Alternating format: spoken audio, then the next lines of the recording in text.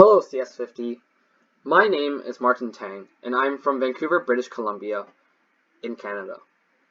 For my final project, I decided to create a website called SaucyBoys. SaucyBoys is a made-up soy sauce company that allows users to buy soy sauce as well as learn about what the company really is.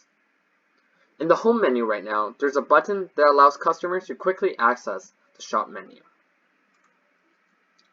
Below, it features some of the ingredients that are used in the soy sauce.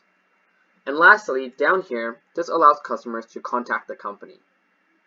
If we enter our email address here, and we click Stay in Touch, that email address will be inputted into a database. As well, there's a confirmation alert above that says Email Received, telling the customer that their email has been recorded. Next is the shop menu. The shop menu features 6 of the soy sauce from their company, and it allows the users to pick how much they want of each soy sauce.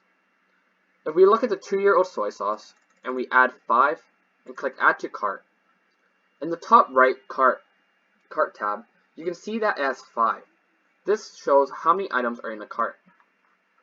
If we add 3 Kikkoman soy sauce, we can see that that cart from 5 turns to 8. Showing that 8 items are in the cart. Next is the FAQ menu.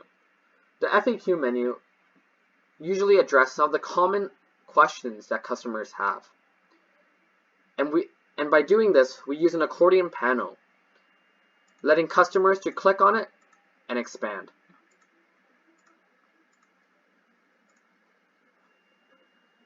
Lastly is the cart menu.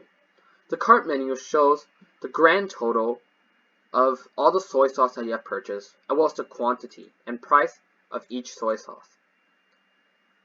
Below is the subtotal, the addition of all the soy sauce price together, with tax, and the grand total will be displayed at the very bottom.